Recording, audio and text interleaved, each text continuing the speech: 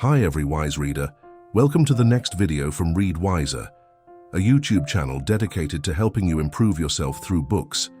Today, we're diving into the book that fundamentally changed how millions of people see money, Robert Kiyosaki's Rich Dad, Poor Dad.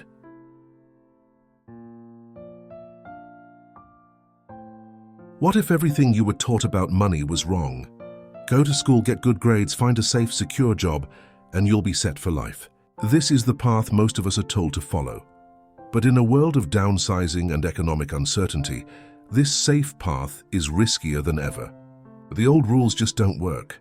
This book argues that the entire system is designed to create good employees, not rich individuals. It teaches you to stop working for money and start having money work for you. This one shift in thinking is the first secret to escaping the rat race for good. So let's explore the lessons that will change your financial future.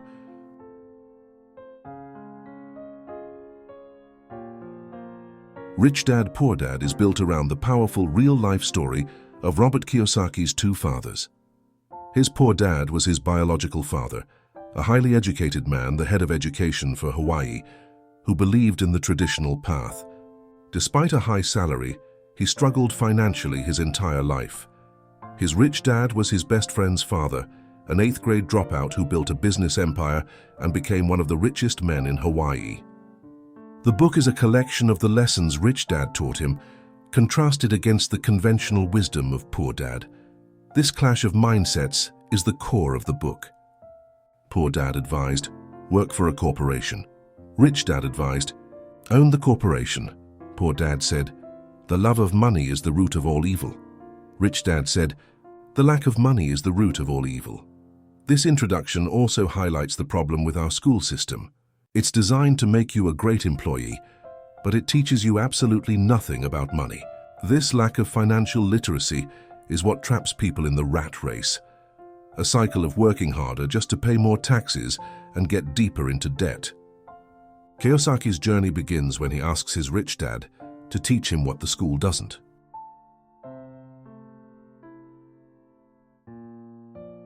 The very first lesson from Rich Dad is a complete mindset shift.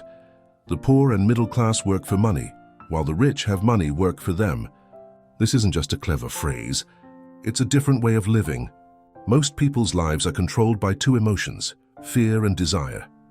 The fear of not being able to pay your bills gets you up every morning to go to a job you might not even like. Then when you get your paycheck, desire or greed kicks in. You see all the things you can buy, so you spend. This pattern of get up, go to work, pay bills is the rat race. A bigger paycheck just leads to bigger expenses.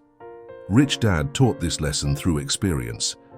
He had Robert and his friend Mike work for him for just 10 cents an hour, intentionally underpaying them, until they got angry and wanted to quit. He then explained that they were falling into the trap, letting their emotions control them and just demanding more pay. The real lesson was to work for free. This forced them to stop thinking like an employee, waiting for a paycheck, and to start using their minds to see opportunities. They discovered that a local store was throwing away old comic books. They took them, started a comic book library, and charged admission, creating a business that made them money even when they weren't physically there. They had learned to make money work for them. So the key takeaway is that you must break the emotional cycle of fear and desire that keeps you dependent on a paycheck. You have to train your mind to see opportunities to create income, not just earn it. But once you have this income, what do you do with it? This leads to the single most important rule in the entire book. Let's get into it.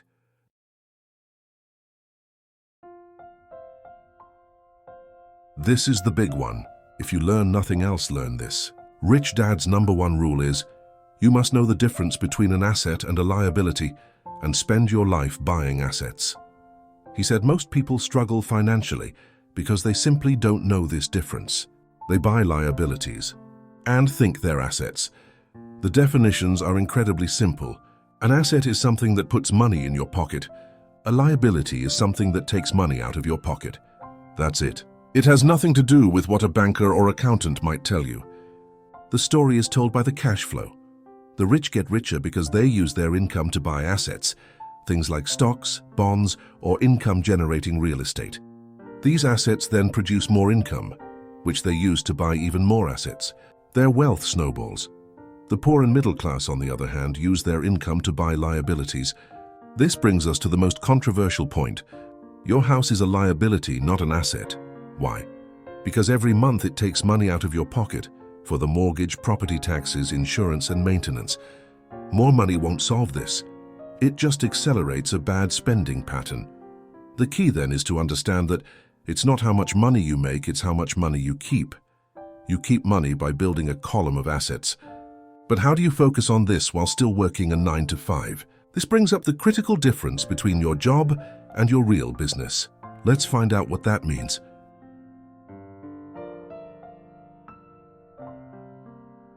The third lesson is to mind your own business. Kiyosaki stresses that there is a huge difference between your profession and your business. Most people confuse the two. If you ask a banker, what is your business? They'll say, I'm a banker, but they don't own the bank. That's their profession, not their business.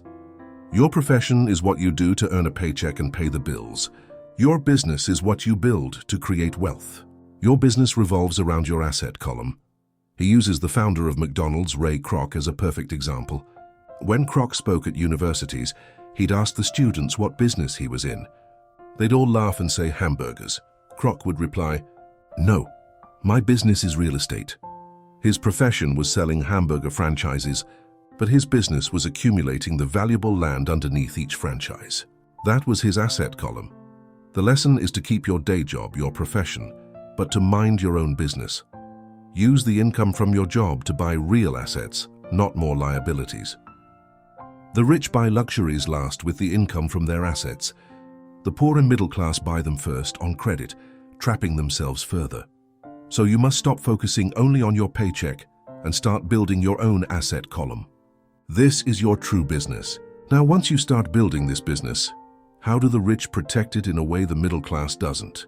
They use a legal tool that is the single biggest secret of the wealthy. Let's explore it.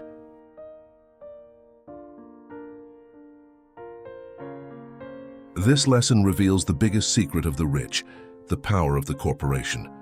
Kiyosaki explains that income taxes were originally sold to the public as a way to punish the rich, a Robin Hood ideal. The masses voted for it, thinking it would only affect the wealthy. But the government's appetite for money grew, and the tax burden soon trickled down to the very poor and middle class who had voted for it. The rich, however, outsmarted the system. They used their financial knowledge to leverage corporations. Here's the key difference.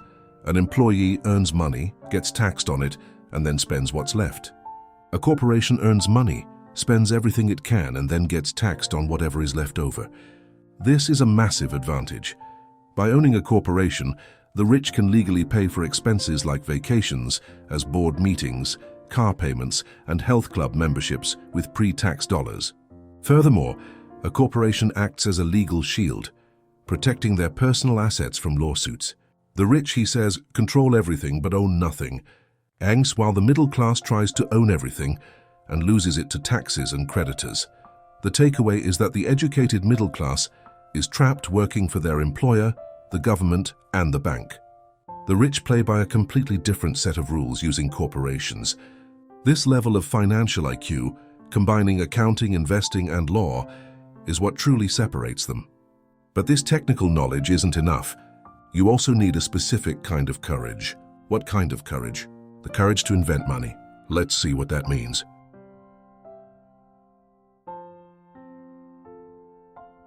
In today's world, wealth is no longer in land or factories. It's in information. This means that money is truly just an idea. The rich literally invent it with their minds. Rich Dad's fifth lesson is that your financial genius needs two things: technical knowledge and courage. Most people, even smart and talented ones, are held back by one thing: self-doubt. It's not a lack of information that stops them, but a lack of self-confidence. In the real world, it's not the smart who get ahead, but the bold. We are living in a time of incredible change. Clinging to old ideas like job security is the biggest liability you can have. Yesterday is gone. You must have the courage to embrace change and see the opportunities it creates. While others are paralyzed by fear and doubt, the bold are taking calculated risks. This is why Kiyosaki created his cash flow game. It's designed to train your mind to see creative financial options. The players who win aren't just lucky. They understand numbers and are creative enough to invent opportunities that other players, blinded by their old ideas, completely miss. The core message is that your mind is your single most powerful asset, but it's often suppressed by fear.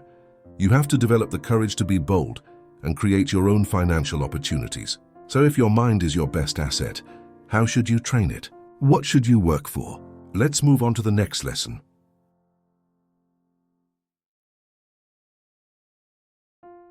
The sixth lesson is a direct challenge to conventional career advice. A rich dad's advice was, work to learn, don't work for money.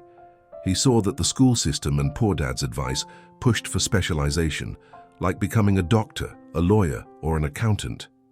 But this over-specialization is a trap. The world is full of talented people who are poor. Why? Because they focus on perfecting their one skill, but know nothing about business. Kiyosaki tells a story of a best-writing author who was angry that he, a salesman, was a best-selling author. The lesson? She was one skill away from great wealth. If she had learned sales and marketing, her income would have exploded. Rich Dad groomed Robert to be a generalist, to know a little about a lot. He had him work in accounting, construction, and sales. Kiyosaki himself demonstrates this. He joined the Marines to learn leadership and took a job at Xerox specifically to overcome his fear of selling. He chose jobs for the skills he would learn, not the paycheck. The most successful businesses, like McDonald's, don't win because they have the best product. They win because they have the best business systems for selling and delivering an average product. The most important skills to learn for this are sales, marketing, and leadership. Therefore, don't get trapped by specializing just to get a higher paycheck. Seek jobs that teach you essential business skills. But even if you learn all these things, you can still fail. Why? Because most people are held back by powerful internal roadblocks. Let's look at how to overcome them.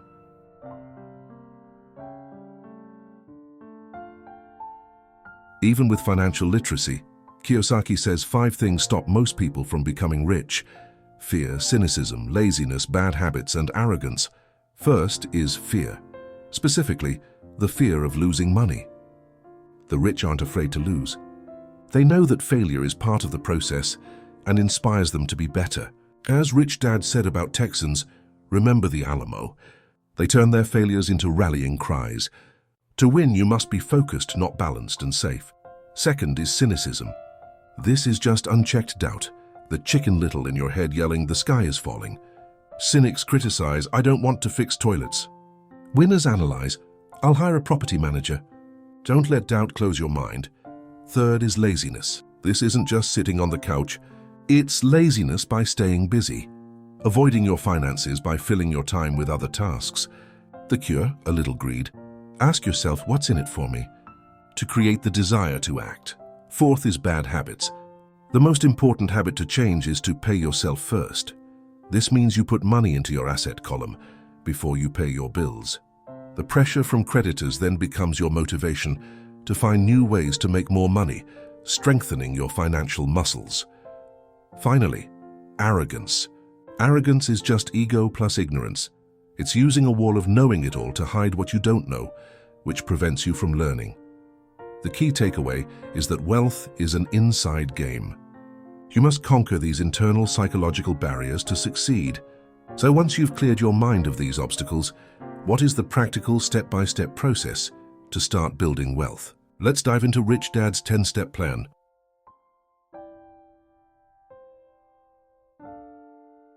The Getting Started section gives you a 10-step process to awaken your financial genius. The first few steps are all about your foundation. Step 1. You need a reason greater than reality. You must have a deep emotional why, a combination of powerful wants and don't wants. This spiritual purpose is what will pull you through the inevitable setbacks. Step 2. Choose daily. With every dollar and every minute, you have the power to choose to be rich, poor, or middle class. Choose to spend your time and money learning, not just consuming. Step 3. Choose friends carefully. This is the power of association. Don't listen to your chicken little friends, the ones who are poor and frightened, and will only tell you why your ideas won't work. Find friends who talk about money and investing. This is how you get valuable insider information and learn. Step 4. Master a formula, then learn a new one. The poor and middle class have one formula: work for money. The rich have many. Learn a formula like buying foreclosures, master it, and then move on to learn another. In our fast world, it's not what you know, but how fast you learn that is priceless. So, the first part of the process is to build your why. Make a daily choice, surround yourself with the right people, and become a rapid learner. This sets the stage for the next, more technical steps. What is the single most important habit you must master? And how do you find people to help you? Let's continue with the plan.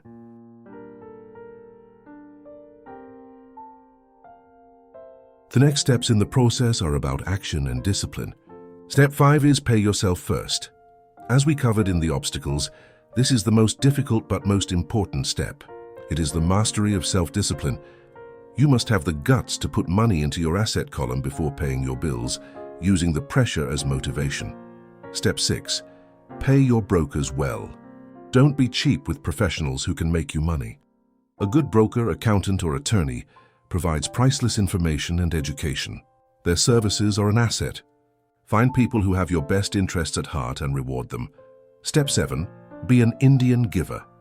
This is a term for a sophisticated investment strategy, getting your initial money back quickly.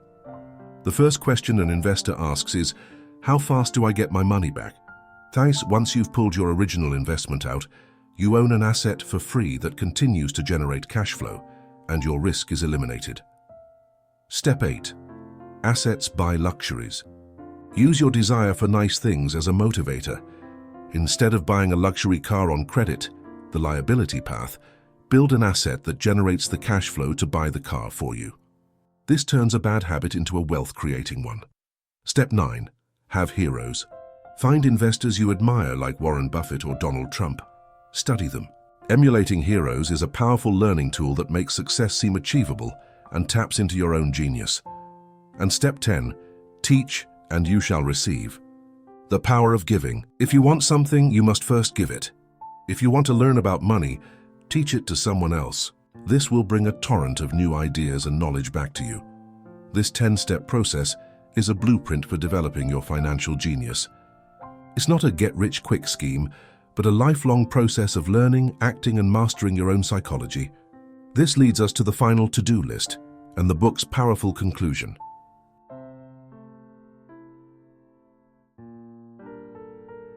The book's final section is a call to arms. Philosophy is useless without action. You must stop doing what you're doing if it's not working. And look for new ideas. The definition of insanity is doing the same thing and expecting a different result. This means taking concrete steps. Read books, take classes, and find mentors. And most importantly, make lots of offers. You don't know what a good deal is until you're in the game. Most people are too afraid to act. Make low offers. Use escape clauses and don't be afraid of negotiating. Action always beats inaction. The epilogue drives this home with a perfect real-world example. A man turned a $7,000 down payment on a foreclosure into a massive asset that paid for his children's college and his retirement. He did this not by saving, but by using financial intelligence, specifically a 1031 tax-deferred exchange, to pyramid his investment. This story proves the book's final point. Money is just an idea. It's what is in your head that determines what is in your hands. You don't need money to make money. You need to change your thinking. This powerful idea that wealth is a mindset, not a paycheck, is the lasting message of Rich Dad, Poor Dad. Let's wrap up the core lessons.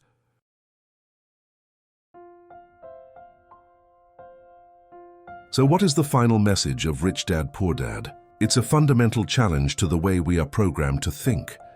The book's power isn't in a secret formula, but in its ability to shatter your existing beliefs about money. It forces you to see the rat race for what it is, a trap set by our own fear and by a school system that trains us to be cogs in a machine. The two dads, Rich Dad and Poor Dad, are a powerful symbol for the two paths in life. The path of the employee, who works hard, pays taxes and struggles, versus the path of the entrepreneur and investor, who understands the system and makes it work for them. The climax of this journey is realizing that your house is a liability isn't just about real estate. It's a metaphor for questioning every piece of conventional wisdom. The resolution is to take control.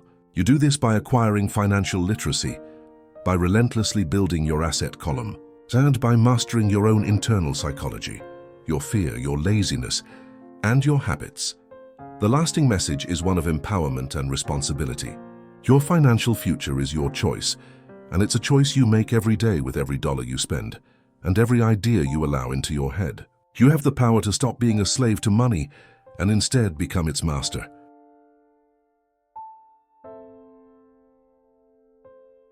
Ultimately, Rich Dad Poor Dad teaches us that our greatest asset is our mind. The choice to educate it is yours.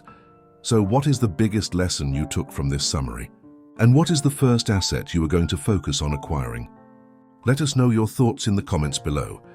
If this summary sparked a new idea, please hit the like button and subscribe to Read Wiser for more insights that can help you build a wealthier life. Thanks for watching.